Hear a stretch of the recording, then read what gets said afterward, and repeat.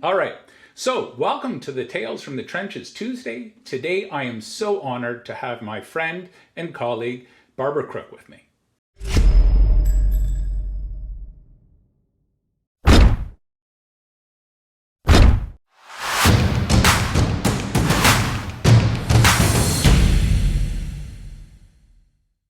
Is a writer, a mental health advocate, and philanthropist in Ottawa. Barbara and her husband, Dan Greenberg, support their charitable endeavors through their family foundation, the Danbe Foundation. Dan and I believe that the true measure of a society is how it takes care of its most vulnerable members, she says. Barbara and Dan donate to many causes, including cancer coaching, research, and clinical trials. But Barbara's special interest is in mental health. She's worked on campaigns for the Royal Ottawa Mental Health Centre and the Queensway Carleton Hospital's Hopes Rising campaign. Her main volunteer roles these days are with the Stratford Festival, where she serves on the board of directors in the Canadian Jewish Federation's Coast to Coast Partnership. She's been recognized for her outstanding contributions to the community with the Order of Ottawa in 2014 and the Meritorious Service Medal presented by Governor Julie Payette to Dan and Barbara in 2018. In her spare time, Barbara enjoys travel, fly fishing, baking, singing in the Temple Israel Choir, studying Hebrew, playing guitar, and spending time with her special kitty cat, Sparrow. That being said, I've known Barbara for about 20 years. I don't think she's ever had any spare time. I worked with you, 20 years ago. We were with the Jewish Federation. And what always impressed me is you celebrated the smaller gift just as much as celebrating the larger gifts. And, I think that's commendable. And I think it's something that I appreciated as someone on the staff side, that, it wasn't just talking about the big folks who were writing the huge checks that could make transformational gift. Sometimes it was the person who gave $100. If that was all they could afford to do at that time, you made them feel exceptionally comfortable in their gift of $100. Well, here's an interesting story. So it goes back to the Royal Ottawa Hospital, and at one of the first galas that I attended, they gave an award to a woman, and she was a new Canadian. She'd been in Canada for a while, but she worked as a cleaner. So she didn't make a lot of money. She had some mental health issues and had been helped by the Royal. And every year she gave $500 to the Royal. And I got to try not to cry about this, because I say to people that gift means more than a millionaire writing a check for $1 million. Because that gift, that's somebody who gave from their heart and gave out of gratitude and made a sacrifice to give that gift. So I have friends who balk at giving $180 to a campaign, and yet there's someone who didn't have means, but was motivated to give.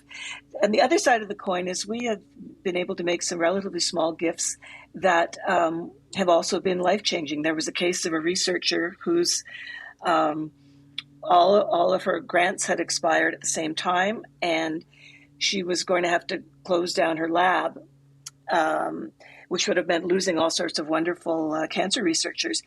And we were able, with the Cancer Foundation, to make quite a modest gift that was able to keep that lab going. And 6 months later, I remember it was my birthday, March 30th, and she told me that they had received $900,000 in grants. So that was going to keep them going. So we didn't give anywhere near that amount of money. We gave enough that every continuity. So the right gift at the right time can be more important than a big gift. Yeah. And I think fundraisers, donors have to realize that, and fundraisers have to realize that too, that it's not always about, who's writing the biggest check. That's an interesting point. So as a professional fundraiser, what would you say are like 2 or 3 of the biggest mistakes? If you could go back and kind of change fundraising for someone, and obviously it's not necessarily specific about you, where, they might not have done their proper research, as we spoke about earlier, but what do you think about fundraising needs to change? Well, I think people need to listen more, and that relates to what I said earlier. But it doesn't just mean listen to what the donor is interested in. I think I gave a speech on fundraising, and I think you were one of the people who gave me some input.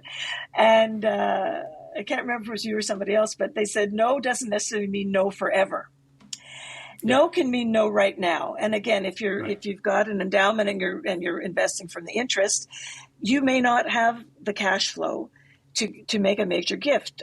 We were frozen for 3 years at one point, and there was one organization that stayed in touch with throughout those years. They invited us to events. They did not ask for a cent, and they communicated. So because someone says no right now, don't drop that person. Don't harass that person, because they're Right. not going to give right now. But find out why. The no may be that you're not a right fit. The no may be this isn't the right time. So Exactly. so listen to that, because that's really important. And in the case of that one charity, they were the first major gift we gave after we came out of our freeze.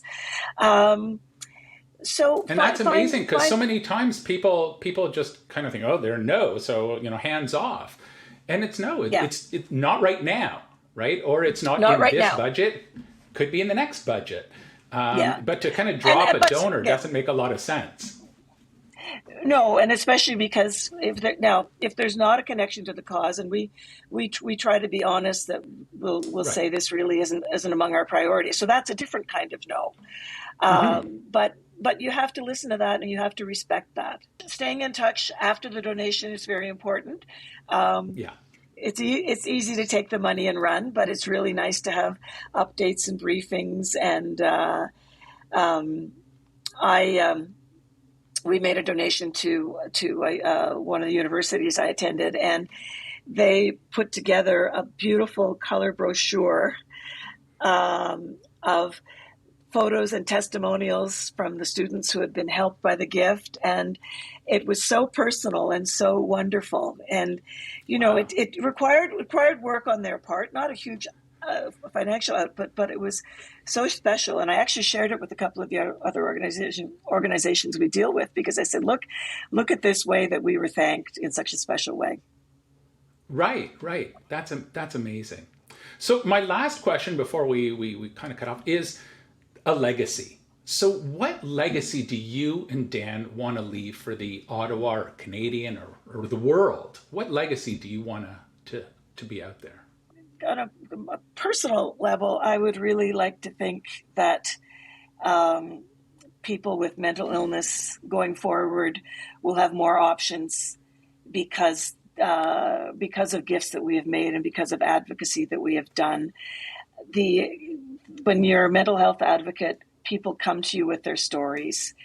And I haven't been doing a lot of speaking on that issue for a while because I've been more involved in my Canada-Israel work. But the stories that I've been told and the stigma that people have faced, people you would never even have an inkling have a mental health issue, or friends that have come forward. So I'd really like to think that the more we talk and the more that we make it acceptable, that going forward, people will not feel they have to hide.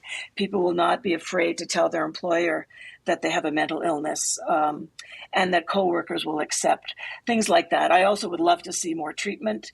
That's going to take longer because a lot of that is government money. We can build the institutions, but the number of beds is still controlled. But I want to see more of that. And I think Jewish continuity is so important because both Dan and I converted to Judaism. He's from a Jewish family, but was not born Jewish. So the idea that it's harder and harder for Jewish young people to maintain their Jewish identity. They don't necessarily have to go to Jewish schools. Jewish summer camp is a wonderful, wonderful investment. But I would really like to think that what we have done has helped build future generations of Jewish leaders. And certainly in terms of cancer and some of the clinical trials we funded and some of the research, to know that is extending, not necessarily saving lives. Some of it will save lives, and some of it is extending the life and the quality of life. So those are very specific areas. I would also like to think that we've inspired other people to be generous. Don't expect necessarily everybody to be generous. You can't be generous at the same level, but to stay, wait a minute, that's something really important. I'm going to see if I can do more in my own little way. You and Dan are certainly inspirational, and we're so very lucky to have you in the community. So Barbara, it's been an absolute pleasure. Every time I chat with you, I always learn something. So thank you so much. My pleasure. Hi, folks. Don't forget to hit the subscribe button right here.